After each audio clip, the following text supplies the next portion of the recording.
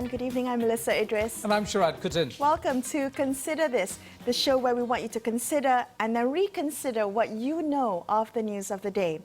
Tomorrow we will head into phase 2 of the movement control order, which will see stricter rules on operating hours put in place.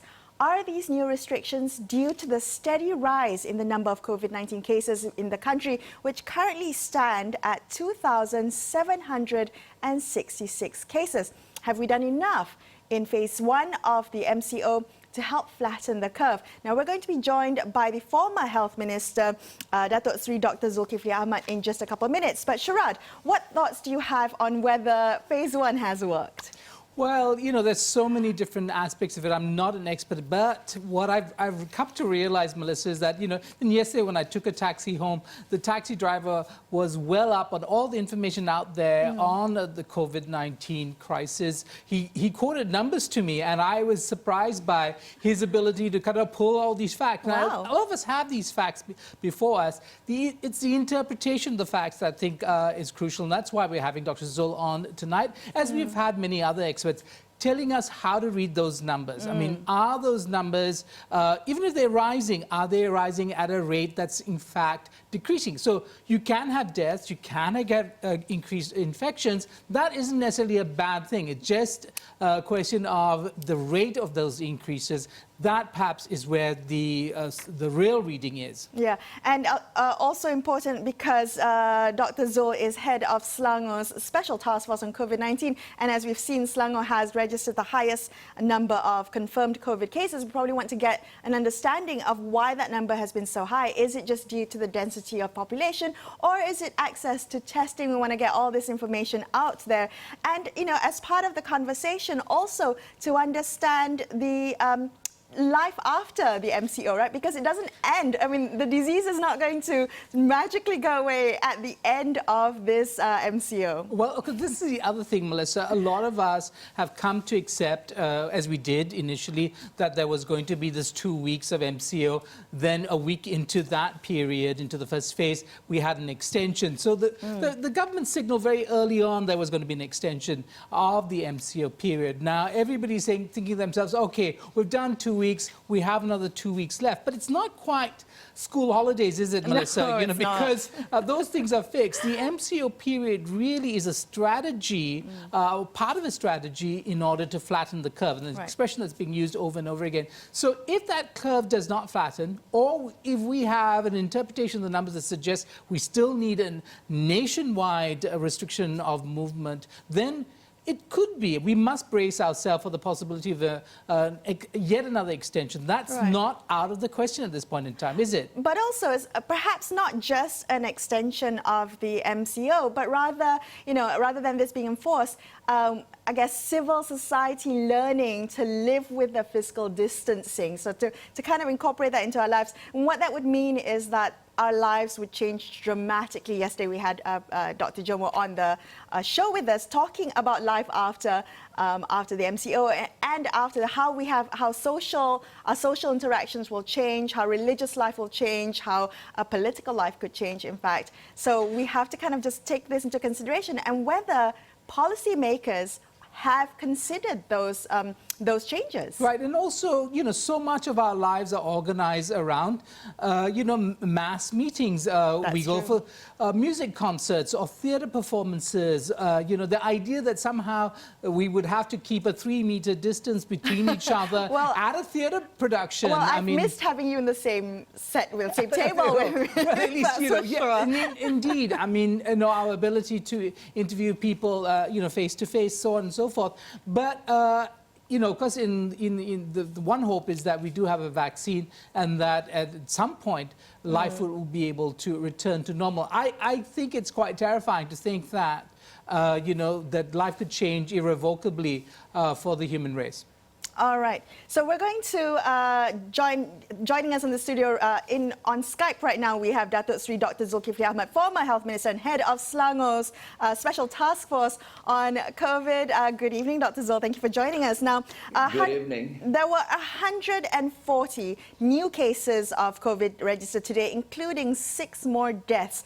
Now, can you help us interpret the numbers? Are the numbers showing a flattening of the curve? Right. What we are doing for the time being is to, in fact, observe and sort of map up the day-to-day rate of change, yeah, which if you plot it on those graphs, it would only be able to show you how the daily changes by way of rate of change day to day. But in fact, if you are talking about flattening the curve, what you need to draw is not those kind of graph, but more importantly is to draw a on the x-axis, the linear day-to-day, but on the y-axis, you got to draw a log. You got to log the number, and then you can see when exactly will be the turning point by way of observing what is known as the flattening of the curve. I have drawn that. We have drawn that in our task force, you know, and I don't think it has been drawn anywhere else, even by J.P. Morgan or the Mir Group and others. So yes, though you see, you know, sometimes a differential of change day to day, but actually you will only get to see the flattening coming in as we now could observe in South Korea's case and China, where you can see it is flattened now. Yeah, but you cannot see whether you really get to have you got to the peak, or are you flattening?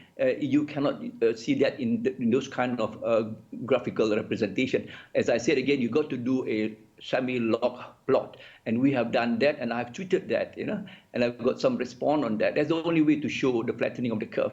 So, I mean, so simply put, Dr. Zul, are we moving in the right direction? Is that how you see it? Right. I must say that as to the cluster coming from the UDA and the Khazanah person, and then the index cases on that, and then came the public group in the sense of another ascension, or rather another acceleration, where you observe a big cluster from that group. But now I must say that what is most worrying, if I may put it that way, is you see cases, confirmed cases now coming from non-related to those clusters, which is essentially coming from what we call as the sporadic cases, that is coming from the community transmission in the community, which is the sporadic cases which are telling you that the virus are around, and that you got to do more of testing and more of, you know, doing a lot more intensified testing, because it is no longer only associated to that two clusters, but as I've observed in our plot, that no longer for the last days or two.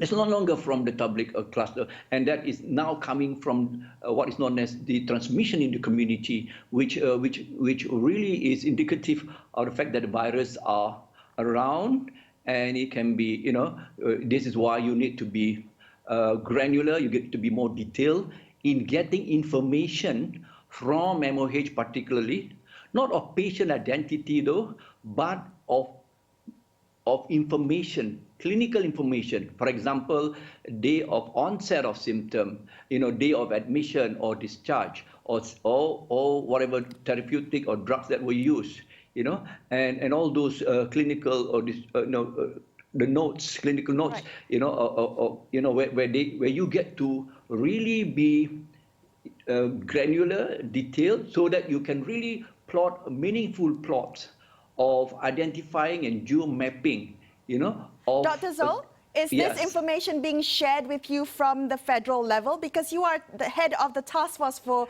the state level, for Selangor level. Is it being shared with you? Melisa, you have asked me a very pertinent question. Much as we would want to, you know, that the authority share with us, we are not getting that kind of information, very pertinent clinical information. We want nothing of the patient identity, I must say again, their name, their phone number, you know, their age, whatever. You know, I mean, not age, but, you know, things pertaining to their personal identity, because we want it anonymized, okay?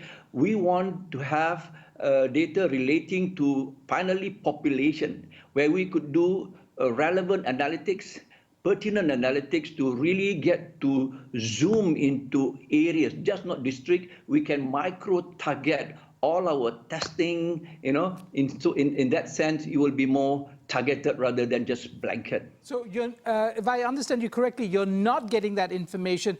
If so, why aren't you getting that information? What is the block? I must say that there is a bit of a reluctance on the part of MOH. We give MOH the assurance that we are in no way interested in patient identity.